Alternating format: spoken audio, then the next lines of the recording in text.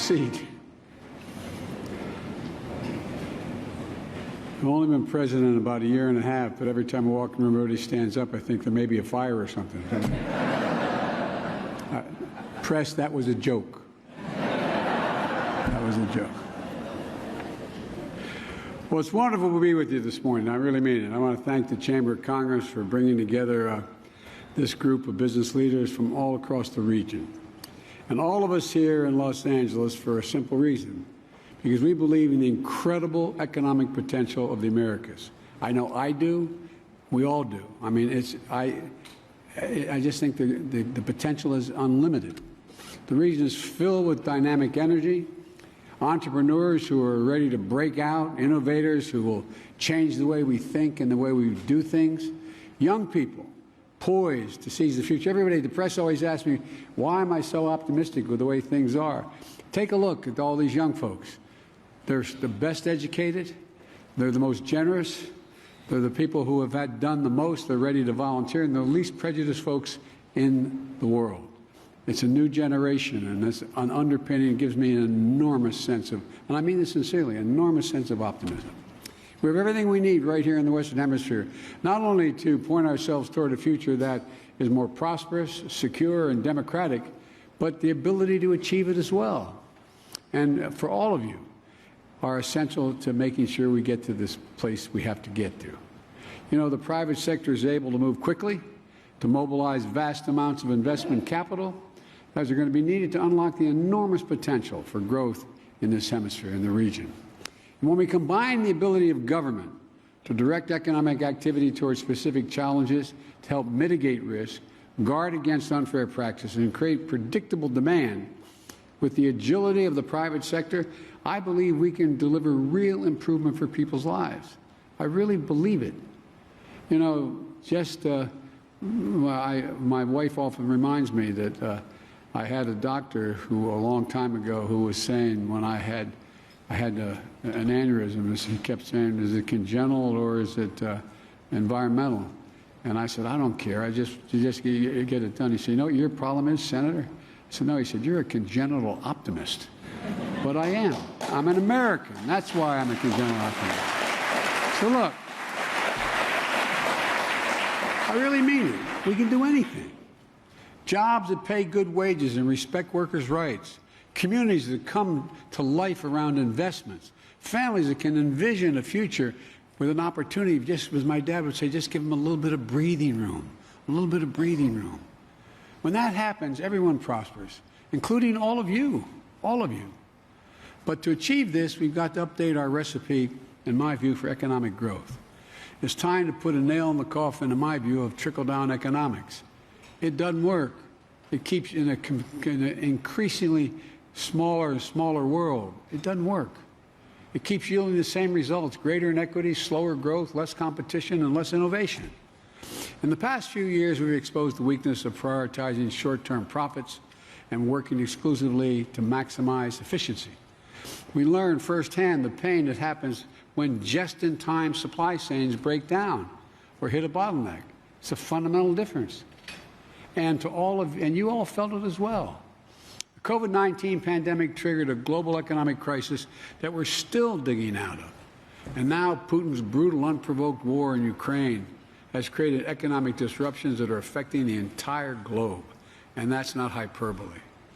And these won't be the only shocks we're going to have to navigate. Climate change is increasing the pace and intensity of natural disasters. I leave from here on my way back east. I'm going to be stopping in New Mexico. They've had an incredible impact on their environment of late. Rising inequity and food insecurity around the world can fuel political instability. You all know that. And the question is not if we face another pandemic, it's when we face it, and are we going to be prepared this time?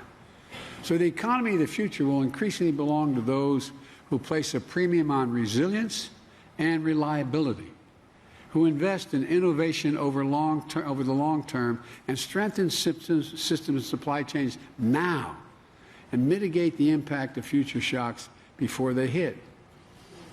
Each of us, the government and the private sector, have a critical role to play. That's why I'm focused on driving economic policies that grow our economy from the bottom up and the middle out. Because quite frankly, when that works, everybody does well. And the wealthy do very, very well. No one gets hurt. No one gets hurt. For example, here in the United States, we're making a generational investment in our infrastructure. We used to be #1 in the world when I first came to the United States Congress. Now we're number 13 in the world. 13. I don't have to tell business people what that means in terms of economic growth. But we're fixing that.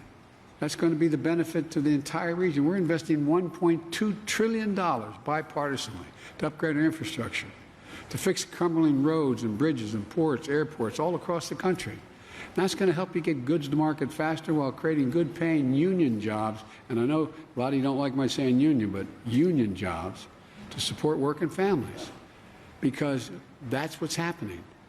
Everyone benefits. Everybody wins when that occurs. And the return on our investment is going to strengthen U.S. competitiveness throughout the 21st century. You know, this is the same approach we're taking across America's Partnership for Economic Prosperity. Many of the countries in our region qualify as middle-income countries. But that label doesn't remove the persistent structural challenges that run in deep inequity. Middle income means you don't get the benefit of a lot of opportunities. So we can change that. Help governments make life better, easier, and fairer for the peoples by using hemispheric multinational financial institutions to modernize and mobilize greater levels of private investment and create good-paying jobs. I know the real barriers for you to contend with. That's why we want to work with you to level the playing field. As I said last night, the United States is prepared to put new capital in the Inter-American Development Bank's private sector lending arm, the IDB Invest, to help catalyze the flow of private capital into the region, especially to support startups, digital connectivity, and renewable energy and health. For example, we need to make it easier for countries in Latin America and the Caribbean to develop their 5G infrastructure without having to choose between investing in their digital future or renewable energy structure. To be able to do both, we need to unlock the financing so both can be done at the same time. We want to make sure our closest neighbors have a real choice between the debt-trap development that has become more and more common in the region, and the high-quality, transparent approach to infrastructure and investment that delivers lasting gains for workers and their families. And by working through the U.S. International Development Finance Corporation to lower the risk around these kinds of investments, support policy reforms, and improve investment in climate in countries. Excuse me, the climate of investment in these countries. And level the playing field. We're going to open up new areas of private sector investors that are not only economically viable, but are highly desirable. You know, over the course of this summit, the governments are coming together to make significant concrete commitments across a range of issues vital to achieving sustainable and equitable growth throughout the region.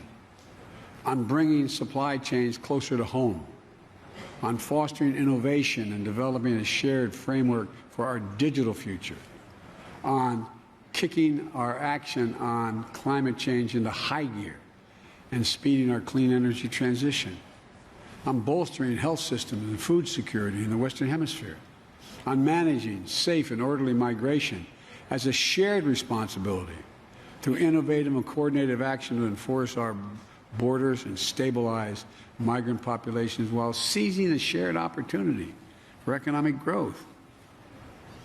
My challenge to all of you is, if you step up and play a bigger role in driving inclusive, sustainable, equitable growth in the 21st century, a lot's going to happen. What more can you do to engage in these issues to shape our future?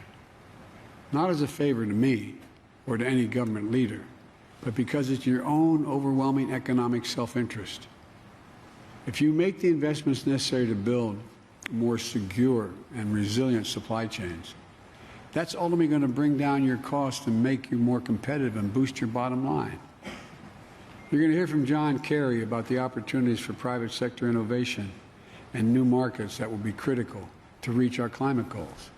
Yesterday, Vice President Harris spoke about the $3.2 billion mobilized by our call to action efforts in Central America, including from several companies in this room, to bring quality economic opportunity to the region. We're expanding the 100,000 Strong in the Americas program to focus on opportunities for young people in climate and STEM fields, especially in the Caribbean and Central America. And I urge you to join us with matching funds, just as you did when we launched the program 10 years ago. There are many more examples, but let me close with this. We stand at an inflection point. I know you're tired of hearing me say this when I was running, and I continue to say it every day. We're at an inflection point. More is going to change in the next 10 years than has changed in the last 30 years in the world. Decisions we make today are going to have far-reaching impacts on our future.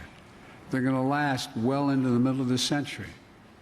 And business leaders, you all see where the trend lines are pointing as clearly as I do. And our challenge is to shape the outcomes so the future reflects democratic values of our region, an economy that we want to live and work in, and that ensures a fair playing field for our workers and our businesses. As we navigate this inflection point, leaders and business and those who come out ahead are going to be the people who are going to lead this change for the future, not those stuck looking backwards and sitting on the sidelines. None of us will be able to fully realize our ambition for the region on our own. So let's use this summit to tackle the obstacles to growth, come together around new ideas and new opportunities to take our region's biggest challenges on and defeat them. And for all of us to prosper. I really believe there is nothing we're unable to do, and I think we're primed. We're primed.